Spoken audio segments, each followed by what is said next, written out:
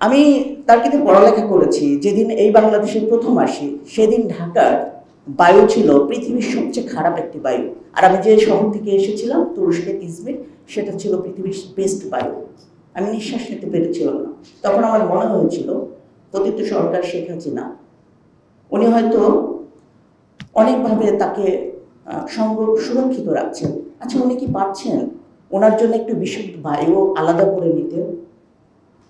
আমরা এখানে যারাই থাকবো, আপনি কি জানেন যে আমাদের যে শব্দ, আমাদের যে বায়ু, আমাদের যে এই যে পানি, এগুলো যদি এর ভিতরে কত ধরনের দূষিত পদার্থ রয়েছে, এটি যদি আপনাকে বোতলজাত করে নিয়ে গিয়ে আপনার বাচ্চাকে সামনে দিয়ে বলা হয় তুমি এটা প্রাণ করো, আপনি কি দিতে পারতেন? আমারও 3টা মেয়ে। এখানে সবাই বলেছিলেন, যখন আমি 2টা মেয়ের বাচ্চা, একটা ছেলের বাচ্চা, তখন আমার এই প্রশ্নটি আসছিল, আপনি কি পারতেন তাদেরকে এরকম বোতল নিয়ে তার সামনে গিয়ে দিতে যে আসো তোমার জন্য এটা আমি নিয়ে এসেছি? পারতেন না নিশ্চয়ই।